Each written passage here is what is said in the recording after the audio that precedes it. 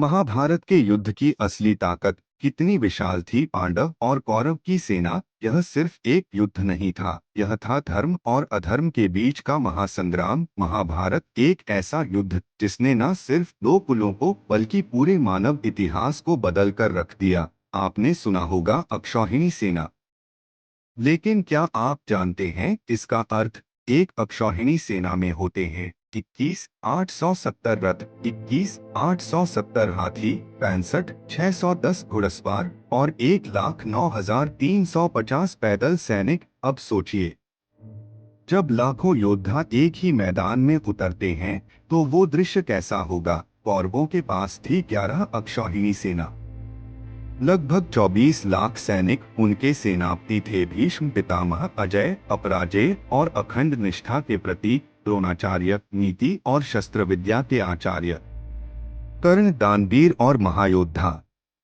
अश्वत्थामा, शकुनी और कई अन्य वीर संख्या में। कौरव अपराजेय लगते थे। वहीं पांडवों के पास थी 7 अक्षौहिणी सेना, लगभग 15 लाख सैनिक। सेना छोटी थी पर साहस असीम। अर्जुन धनुर्धर, जिनके रथ की बागडोर स्वयं श्री कृष्ण ने संभाली। भीम असाधारण बल और साहस का प्रतीक। युधिष्ठिर धर्मराज, नकुल और सहदेव ज्ञान और नीति के ज्ञाता। और सबसे बड़ा अस्त्र श्री कृष्ण का मार्गदर्शन। जहां कौरवों के पास थी शक्ति, वहीं पांडवों के पास थी नीति। जहां कौरवों के पास थे हथियार, वहीं पांडवों के पास था विवेक। श्री कृष्ण ने स्वयं कहा, मैं शस्त्र नहीं उठाऊंगा, लेकिन उनका सारथी बन जाना ही युद्ध का सबसे बड़ा मोड़ था। कुरुक्षेत्र में जब शंखनाद हुआ तो धरती कांप उठी और आकाश गूंज उठा। 18 दिन चले इस युद्ध में।